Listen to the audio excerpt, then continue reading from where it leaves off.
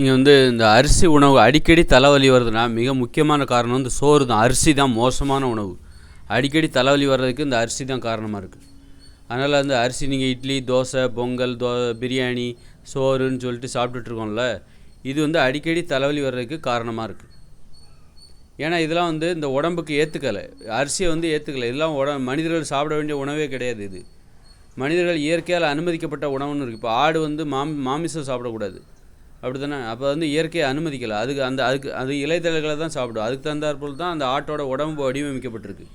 Petrol வண்டியில் petrol தான் போடணும், டீசல் வண்டியில் டீசல் தான் போடணும். அதனால் இந்த மனித உடம்புக்குன்னு ஒரு உணவு இருக்குது, அதை நாம் கண்டுபிடிக்கணும். நீங்கள் தப்பான உணவு சாப்பிட்டீங்கன்னா அது தலைவலியை உண்டு பண்ணும், ஏதாவது பிரச்சனைகளை உண்டு பண்ணும், ஏதாவது நோய்களை உண்டு பண்ணும். நம்ம தப்பான உணவுகளை சாப்பிட போய் தான் நோய்கள் வருது.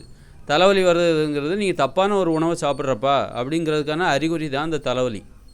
நீ தப்பாக சாப்பிட்ற, அரிசியெல்லாம் சாப்பிடவே கூடாது, கோதுமை இதெல்லாம் சாப்பிடவே கூடாது, இதெல்லாம் சாப்பிட்டா எனக்கு தலை வலிக்குது, அதில் உள்ள சத்துக்களை உறிஞ்சி நான் வேலை பார்க்குறதுக்கு எனக்கு கஷ்டமாக இருக்குது.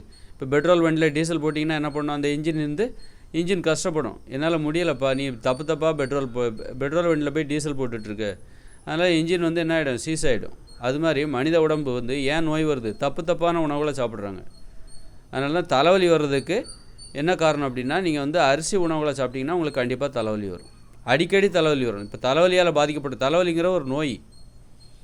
ஏன்னா அந்த நோயெல்லாம் எனக்கு நான் அதால் ரொம்ப பாதிக்கப்பட்டிருக்கேன். அந்த அனுபவத்தில் சொல்கிறேன். நான் எல்லாமே எனது அனுபவத்தை தான் நான் சொல்லிக்கிட்டு இருக்கேன். என்னிடத்தில் நிரூபிக்கப்பட்ட ஒன்றை தான் உங்களிடம் சொல்கிறேன், புத்தகத்தை படிச்சுட்டு சொல்லலை. அதனால் அரிசி உணவுங்கிறது அடிக்கடி எனக்கு தலைவலி வர பிரச்சனை இருக்கும். அப்போ நான் என்ன தப்பு அப்படின்னு கரெக்டாக பார்த்தா, இந்த அரிசி, கோதுமை இந்த மாதிரியான உணவுகளை சாப்பிட்றதுனால தான் எனக்கு அடிக்கடி தலைவலி வரும். அதை நிறுத்தின உடனே எனக்கு தலைவலியை பற்றின பயமே இருக்காது.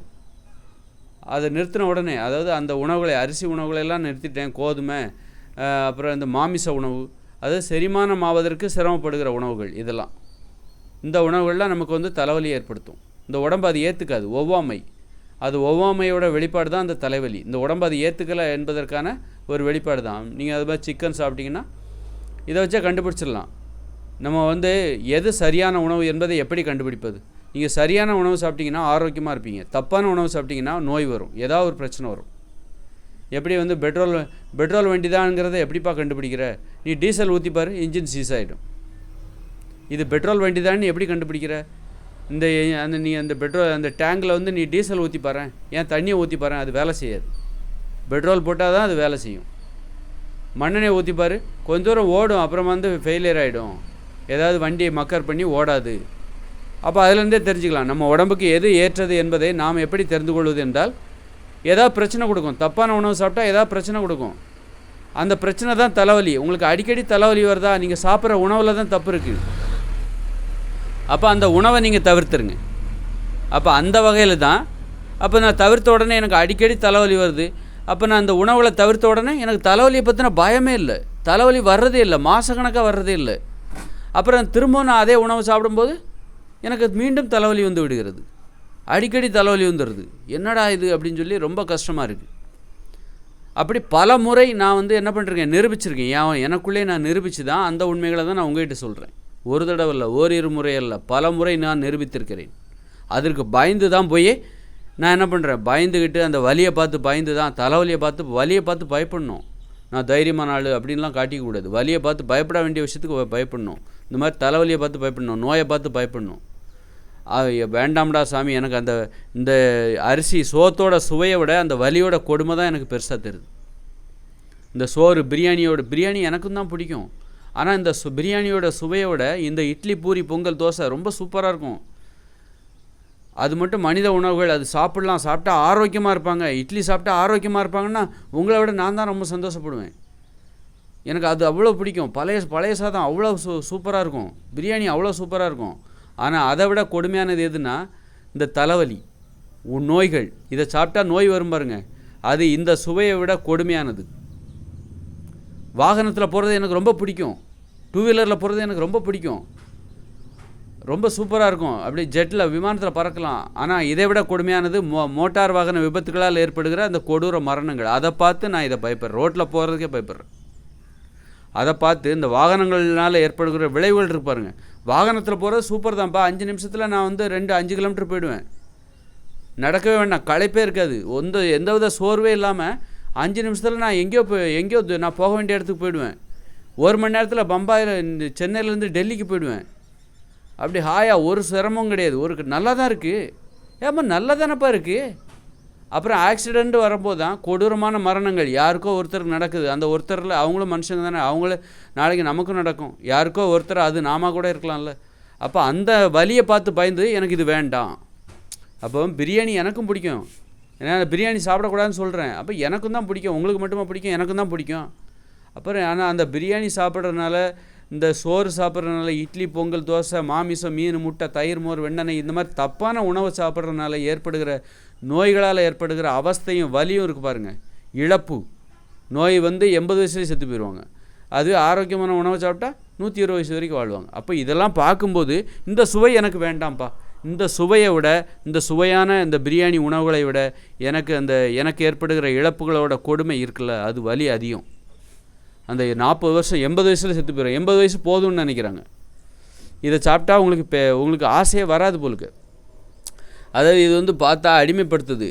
இது ரொம்ப பேராசை மிகுந்த உணவுகள் அப்படின்னு சொல்கிறோமே, இது உண்மையிலே பேராசை மிகுந்தது இல்லை. இதை சாப்பிட்டா உங்களுக்கு ஆசையே வராது. எப்படின்னா 120 வயசு வரைக்கும் வாழணுங்கிற ஆசை உள்ளவங்களால் மட்டும்தான் உணவில் கட்டுப்பாடோடு இருப்பாங்க. பிரியாணி சாப்பிட்றவங்க கேட்டு பாருங்கள், 80 வயசு வரைக்கும் வாழ்ந்தால் போதும்பா.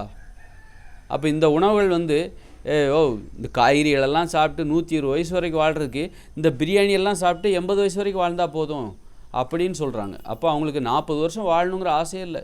அதுவும் இதெல்லாம் சாப்பிட்டா நோயோடு தான் வாழ்வாங்க. இந்த பிரியாணியெல்லாம் சாப்பிட்டா நோயோடு தான் வாழ்வாங்க.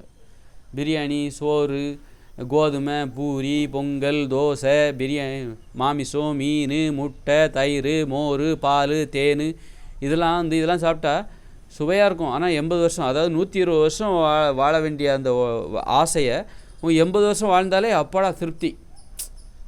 இது சாப்பிட்டாலே உனக்கு, இந்த உணவை சாப்பிட்டாலே உங்களுக்கு திருப்தி அடைஞ்சிரும். எதுவுமே சாதிக்க வேண்டிய அவசியமே இல்லை. கொரட்டை விட்டு தூங்கலான்னு தோணும்.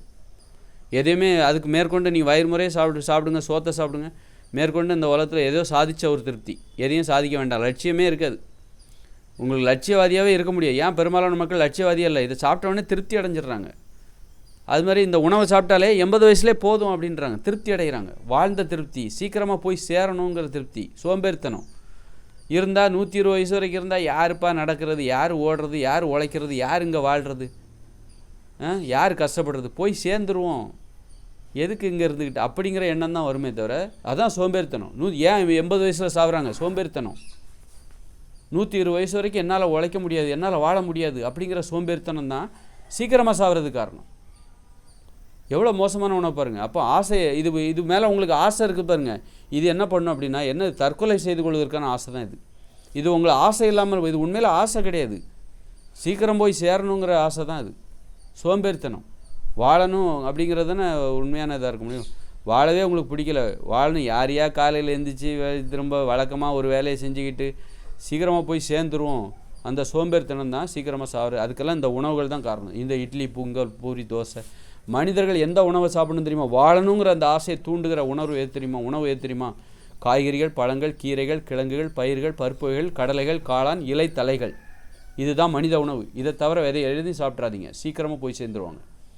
இந்த தேனெல்லாம் தேனீக்களுக்கான உணவு. உனக்காக அது சேகரிச்சுட்டு வருது? பல கிலோமீட்டர் அலைஞ்சு தெரிஞ்சு கஷ்டப்பட்டு அந்த தேனை சேகரிச்சுட்டு வருது. என்ன உனக்காகவா? சும்மா அப்படி பேசுகிறேன், சும்மா இல்லை பேசல, உணர்வுபூர்வமாக இப்படி தான் பேசணும். ஆக்ரோஷமாக மேடையில் பார்த்தீங்களா, ஆக்ரோஷமாக பேசணும் அப்போ அது ஒரு உற்சாகமாக இருக்கும் பேசுறதுக்கு. அது மாதிரி பால் கண்ணுக்குட்டிக்கான உணவு, அதை போய் திருடி குடிக்கிற. குழந்தைகளுக்கான, குழந்தையாக இருக்கும்போது குடிக்க வேண்டிய உணவு தான் பால். கடைசி வரைக்கும் குடிச்சிக்கிட்டு இருக்க, சாகும்போது கூட வாயில் ஊற்றிக்கிட்டு இருக்க. குழந்தைகளோட உணவு அது. குழந்தைகளோட உணவு போய் வயசான வரைக்கும் குடிச்சிக்கிட்டு இருக்கீங்க. அது மாட்டில் அந்த பாலை கறந்து உனக்காக அது சுரக்குது. மனுஷங்க மனுஷங்களுக்கு பால் தேவைன்னு சொல்லிட்டு அதுக்காக சுரக்குது. அது ஒரு திருட்டுத்தனமான உணவு. மாட்டுகிட்ட இருந்து பாலை கறந்து குடித்தா கேட்குறதுக்கு எந்த காளை மாடு வரப்போதா அப்படிங்கிற நினப்பு இல்லை. அது மாதிரி தேனீக்கள்னால் நம்ம பிற உயிரினங்கள்கிட்ட நம்ம நேர்மையாக நடந்துக்கணுங்கிற அவசியம் இல்லை. ஒருத்தன் கஷ்டப்பட்டு உழைச்சிட்டு வரான், அவனோட உழைப்பை போய் நீ திருடி திம்பியா? ஒன்று அப்போ போலீஸில் தானே பிடிச்சி கொடுக்கணும். அப்போ கஷ்டப்பட்டு அந்த தேனீக்கள் அவ்வளோ ஒற்றுமையாக கனவுகளோட எவ்வளோ உழைச்சி தேனை சேகரித்து உன்னால் முடியுமா? அது உன்னால் செய்ய முடியாத ஒரு விஷயம். கஷ்டப்பட்டு உழைச்சி தேனை சேகரித்து தேனாக மாற்றி அந்த தேன் கூட்டில் சேகரிக்குது. நீ ஒரு நிமிஷத்தில் திருடிட்டு போயிடுற. அப்போ அது பிற உயிரினங்கள்ட்டனா நீ நேர்மையாக நடந்துக்க வேண்டாம், மனுஷங்கிட்ட மட்டும் நீ நேர்மையாக நடந்துக்கணும். நேர்மைன்றது மனுஷங்கிட்ட மட்டும் தான், மற்றவங்கிட்ட இல்லையா? பாலை மட்டும் கறந்து குடிக்கிற, அந்த பாலை தருகிற மாட்டையே கொல்லுற. மனுஷனை கொல்ல முடியுமானால உன்னை பிடிச்சி தூக்கு தண்டனை கொடுத்துருவாங்க. அப்போ மாடுன்னா கேட்குறக்கு எந்த காளை மாடும் வராதுன்னு நினைப்பா உனக்கு? எருமை மாடுன்னா கேட்குறக்கு ஆள் இல்லைன்னு நினச்சிக்கிட்டியா? எருமை மாடே இல்லாமல் பண்ணிவிட்டானுங்க. இப்போ அந்த மாதிரி நம்ம உணவில் கரெக்டாக இருக்கணும். தலைவலி வருதா, நீ தப்பாக ஏதோ உணவு சாப்பிட்ற, இதெல்லாம் அறிகுறி. தலைவலி வருதா, மயக்கம் வருதா, கிறுகிறுன்னு வருதா, சோர்வாக இருக்கா, எனக்கு சாதிக்கணுங்கிற எண்ணமே வரலையா, தூங்கணும்னு தோணுது, சாப்பிட்ட உடனே தூங்கணும், அப்போ நீ சாப்பிட்ட சாப்பாடு தப்பு. சாப்பாட்டில் தான் கோளாறு. சாப்பாட்டை மாற்று, வாழ்க்கையை மாறிடும். உணவை மாற்று, உன்னுடைய வாழ்க்கையை மாறிவிடும். உன்னுடைய வாழ்க்கையை மாற்ற வேண்டும் என்றால் உனது உணவுகளை மாற்று. உயர்ந்த உணவுகளை சாப்பிடு. உயர்ந்த உணவு எது தெரியுமா? அது காய்கறிகள், கீரைகள், பழங்கள், பயிர் வகைகள், பருப்புகள், கடலைகள், காளான், இலை தலைகள். இதுதான் மனித உணவு. மனித உணவு தான் மனிதர்களுக்கு உயர்ந்த உணவு. மாமிசம் என்பது பிற உயிர்களின் உணவு. அது பிற உயிர்களுக்கு அது ஒரு மாமிசம் என்பது அந்த சிங்கத்துக்கு தான் உயர்ந்த உணவு, மனிதர்களுக்கு அல்ல. மனிதர்களுக்குன்னு ஒரு உயர்ந்த உணவு இருக்குது. அதனால் நமது உணவை நாம் சாப்பிடுவோம்.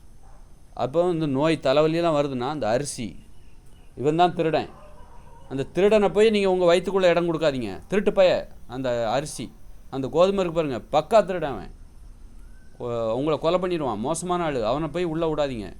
அதனால் அவனை நல்லவன் நினச்சிக்கிட்டு அதை போய் அப்போ எவ்வளோ அப்பாவியாக இருக்கீங்க, அடா மனுஷ பயிலா எவ்வளோ அப்பாவியாக இருக்கீங்களாடா அப்படின்னு சொல்லிட்டு யாரோ ஒருத்தர் கேட்குறீங்க. அது உங்கள் காதில் விழுதா இல்லையா?